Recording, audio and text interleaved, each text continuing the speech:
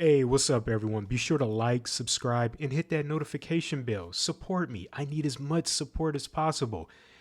At the 1,000 subscriber mark, I have such a nice surprise for all of you. It's going to be a serious video, and I want all of you to stay tuned. But until then, I was scouring YouTube and I came across this really interesting video with this beautiful woman, and she's just living off the grid in Africa in such a beautiful little like community, and I instantly fell in love. I mean, oh my gosh. Let's roll the clip.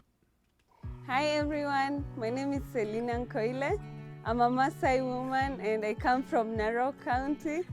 Welcome to our Maasai Boma, our homestead. Isn't that beautiful? Wow.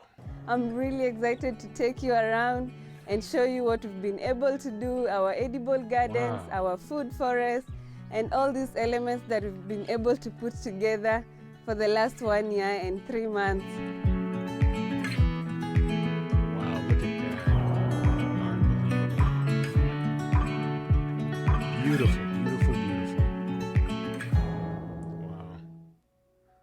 Being among the first women to be able to go to school in my village, I thought that it was good for me to come back home and share the lessons that I have learned over the years with my community.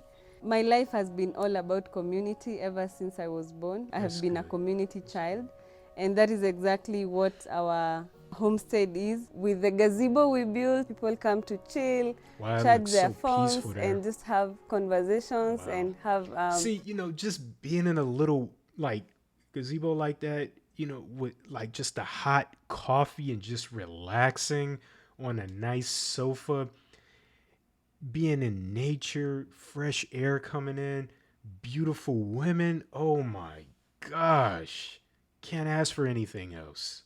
Kahawa and great music. And they plant their own food. So healthy. Oh my gosh. We live completely off-grid. We have our solar power here and we don't have running water. We harvest rainwater. It's good because we then don't get to pay all of these bills. Like we don't have water bills, we don't pay rent. And so it makes our lives easier and more sustainable. Yeah, save a lot of money. Shit, wow. Oh, man. I grew up in a 100% traditional Maasai setting, and I remember us depending entirely on our animals for milk, meat, and blood, and we would go get our fruits from the forest while grazing animals. And so the Maasai I was 20 years ago is not the Maasai I am right now, because times are changing, climate change is making all of these wild fruits disappear. Yeah, that's true. And also we can no longer depend on our animals 100% because most of the time they are away from home. And this is really what is now pushing us, the Maasais, to explore different other sources of livelihood securities. That's a really nice garden. Wow. Unbelievable. Beautiful.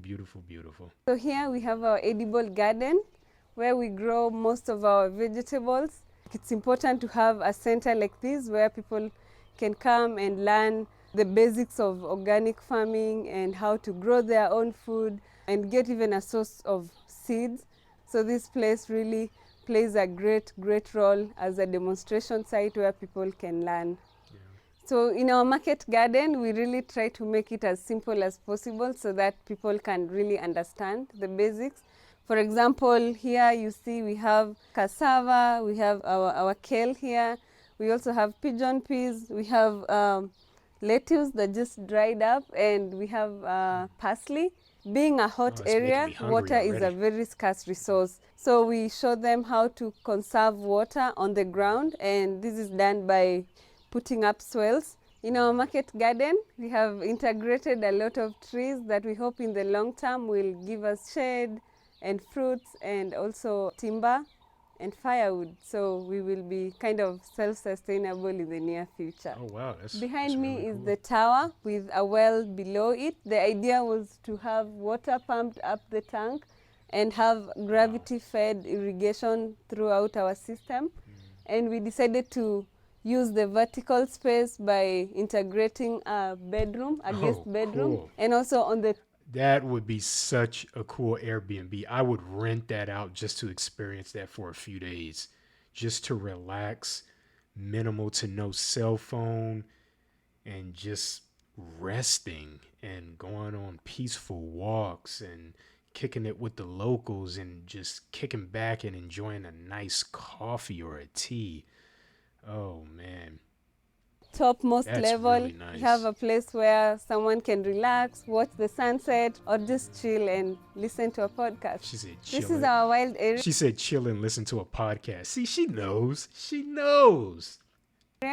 We have a lot of trees already that has grown that are indigenous to this place. For example, this Oleleshwa tree, it's wild sage, and it's a very beneficial tree to our community because we use it as perfume. You can put it under your armpits and you smell nice. We also use it as natural tissue paper. We are really trying to rewild this area because it's our zone 5 and it's the farthest from the house. And we've been adding more indigenous trees into this area. We've added fruit trees as well and flowering trees. And this is where we also have our beehives. And so it's been great trying to reforest this place and bring it back to become a real forest. Wow, they even have their own beehives. That's awesome. So I'm gonna end the video right here. It's done anyway, but I'm gonna post the link to the original video in the video description. So again, be sure to like, subscribe, and hit that notification bell so you know when I post a new video. Until the next time, you already know what I'm gonna say. Peace.